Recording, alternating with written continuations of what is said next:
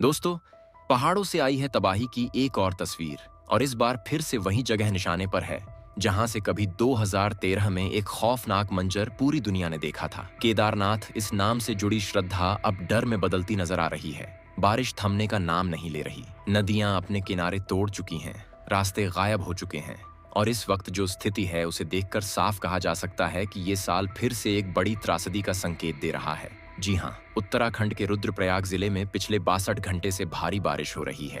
भारतीय मौसम विभाग यानी IMD ने इस पूरे इलाके में रेड अलर्ट जारी किया है। रिपोर्ट के अनुसार 4 जुलाई से लेकर 6 जुलाई तक केदारनाथ में कुल 322 मिलीमीटर बारिश रिकॉर्ड की गई है, जो नॉर्मल से लगभग 4 गुना ज्यादा है। इसके अलावा अलकनंदा नदी का जलस्तर रुद्रप्रयाग में खतरे के निशान से 1.8 मीटर ऊपर पहुंच चुका है। गौरीकुंड से ऊपर जाने वाले सभी रास्ते बंद कर दिए गए हैं। मंदाकिनी नदी के किनारे बसे बाजार पूरी तरह जलमग्न हो चुके हैं। SDRF की रिपोर्ट के अनुसार मुनकटिया स्लाइडिंग जोन में हर घंटे के हिसाब से छोटे बड़े पत्थर और मिट्टी नीचे गिर रही है, जिससे 6 किलोमीटर से ज्यादा लंबी सड़क टूट चुकी है। वहीं BRO की टीम ने बताया है कि कम से कम 11 जगहों पर हाईवे को नुकसान पहुंचा है और अभी तक कोई वैकल्पिक रास्ता भी तैयार नहीं हो सका है। SDRF, NDRF सेना और BRO की लगभग 17 टीमें राहत कार्यों में लगी हैं। SDRF की ऑफिशियल रिपोर्ट के अनुसार कुल 363 जवान रुद्रप्रयाग और केदारनाथ रूट पर तैनात हैं, जबकि 5 हेलीकॉप्टर भी अलर्ट मोड में रखे गए हैं।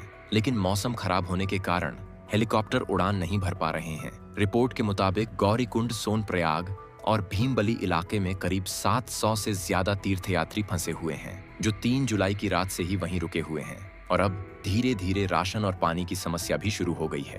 बिजली और मोबाइल नेटवर्क पूरी तरह ठप हो चुका है। केदारनाथ में 5 जुलाई की रात को मंदाकिनी नदी का जलस्तर अचानक बढ़ा और पानी गौरीकुंड बस स्टेशन तक आ गया था, जिससे वहां खड़ी करीब 11 गाड़ियां बह गईं। SDRF ने 14 लोगों को वहां से सुरक्षित निकाला, लेकिन मलबा हटाने में अब भी दिक्कत आ रही है। अब आपको याद दिला दें कि 2013 में भी कुछ ऐसा ही हुआ था। 16 जून 2013 को चौराबाड़ी झील फट गई थी और उससे करीब 262 मिलियन लीटर पानी अचानक बह निकला था और ये पानी पूरे शहर में तबाही मचाते हुए बह गया था। उस समय IMD के रिकॉर्ड के मुताबिक 3 दिन में कुल 325 मिलीमीटर बारिश हुई थी और सबसे बड़ा नुकसान हुआ था मंदाकिनी नदी के उफान से। सरकारी आंकड़ों के अनुसार उस हादसे में 5,748 लोगों की मौत हुई थी। 222 गांव पूरी तरह तबाह हुए थे और 1,20,000 से ज्यादा लोगों को सेना और वायुसेना ने मिलकर बचाया था।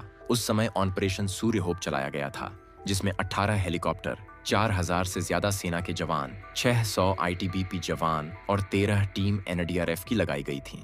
आज फिर हालात कुछ उसी दिशा में बढ़ रहे हैं। इस बार भी झीलों पर खतरा मंडरा रहा है। केदारनाथ के आसपास कुल 14 सक्रिय ग्लेशियल झीलें हैं, जिनमें से 3 को इस वक्त खतरे की कैटेगरी में रखा गया है। ISRO की सैटेलाइट रिपोर्ट के अनुसार चौराबाड़ी झील के आसपास पानी का स्तर तेजी से बढ़ रहा है और अगर बारिश ऐसे ही जारी रही तो एक बार फिर GLOF यानी ग्लेशियल लेक आउटबर्स्ट फ्लड का खतरा है, 2013 की तरह। इस बार भी वैज्ञानिक कह रहे हैं कि सिर्फ बारिश वजह नहीं है, बल्कि मानव निर्मित कारण भी इस त्रासदी के लिए जिम्मेदार हैं। केदारनाथ और उसके आसपास जो निर्माण कार्य हुए हैं, जिनमें 24 होटल्स और 18 ढाबों को नदी के 200 मीटर दायरे में बनाया गया है, वो सब अब पानी के बहाव में आ गए हैं। इसके अलावा पहाड़ों को काटकर बनाई गई सड़कें अब मलबे के साथ नीचे आ रही हैं। IMD के क्लाइमेट डिवीजन की रिपोर्ट में बताया गया है कि उत्तराखंड में पिछले 20 सालों में 55% बारिश अब ऐसे 5 दिनों में होती है जो पहले पूरे महीने में होती थी।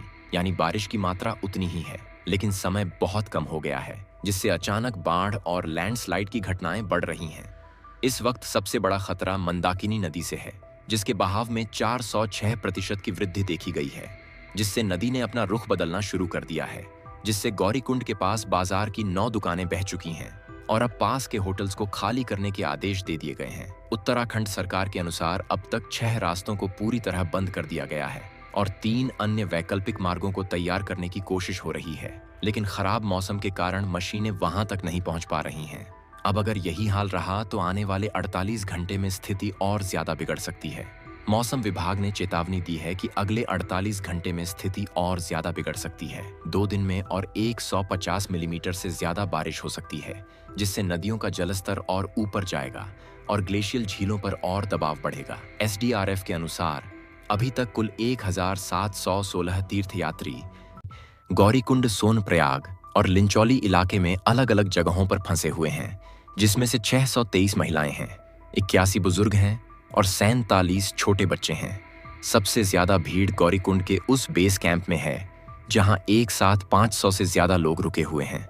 वहां ना शौचालय की व्यवस्था है, ना बिजली और ना ही मोबाइल चार्ज करने की कोई सुविधा। स्थानीय दुकानदारों ने बताया कि 4 जुलाई को जब लगातार बारिश शुरू हुई तो उन्होंने प्रशासन से संपर्क किया, लेकिन नेटवर्क न मिलने के कारण कोई मदद नहीं पहुंची। और अब स्थिति ये है कि राशन की दुकानों में खाने का सामान खत्म हो चुका है और जो बचा है उसकी कीमतें दोगुनी हो चुकी हैं। रेस्क्यू ऑपरेशन पर बात करें तो एसडीआरएफ के अनुसार अभी तक 431 लोगों को अलग अलग इलाकों से निकाला जा चुका है।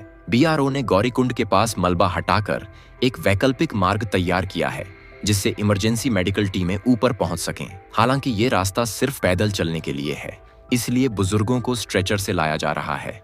उत्तराखंड पुलिस की रिपोर्ट के मुताबिक इस ऑपरेशन में अब तक कुल 258 पुलिस कर्मियों की तैनाती की गई है और रुद्रप्रयाग जिले के डीएम कार्यालय ने 17 विशेष निगरानी टीमें बनाई हैं, जो कि मौसम की स्थिति पर 24 घंटे नजर रख रही हैं।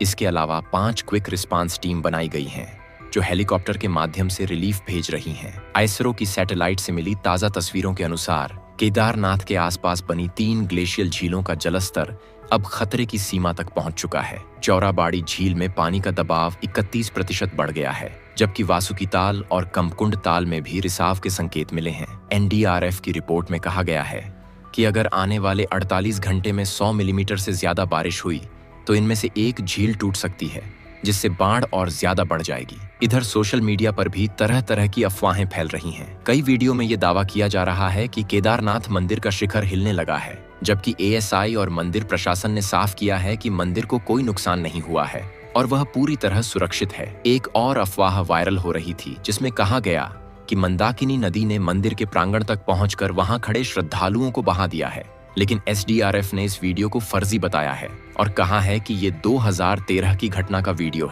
है जिसे गलत तरीके से शेयर किया जा रहा है। उत्तराखंड पुलिस ने अब तक 12 सोशल मीडिया अकाउंट्स को चिन्हित किया है जो अफवाहें फैलाने का काम कर रहे थे और उनके खिलाफ आईटी एक्ट के तहत कार्यवाही की गई है। अब बात करते हैं विशेषज्ञों की, जो बार बार इस तरह की तबाही की चेतावनी देते आ रहे हैं। विज्ञान भवन में हाल ही में हुए भूगर्भ वैज्ञानिकों की एक बैठक में कहा गया कि केदारनाथ और बद्रीनाथ जैसे तीर्थ स्थल टेक्टोनिकली बहुत संवेदनशील जोन में आते हैं और यहाँ हर साल छोटे बड़े लगभग 43 भूकंपीय झटके दर्ज किए जाते हैं।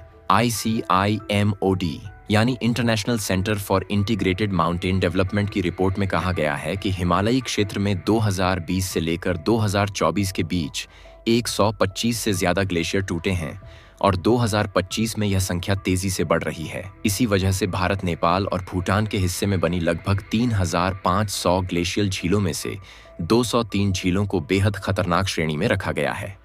GSI यानी जियोलॉजिकल सर्वे ऑफ इंडिया ने उत्तराखंड सरकार को 2023 में एक रिपोर्ट सौंपी थी, जिसमें कहा गया था कि रुद्रप्रयाग जिले में करीब 28 ऐसी जगहें हैं जहां बारिश के दौरान बड़े स्तर पर भूस्खलन की संभावना है और केदारनाथ यात्रा मार्ग पर इनमें से 11 स्पॉट एक्टिव भूस्खलन क्षेत्र हैं। अब सवाल ये उठता है कि आखिर इस त्रासदी से निकला कैसे जाए। विशेषज्ञ कहते हैं कि सबसे पहले तो यात्रा मार्ग को पूरी तरह मॉनिटर करने की जरूरत है।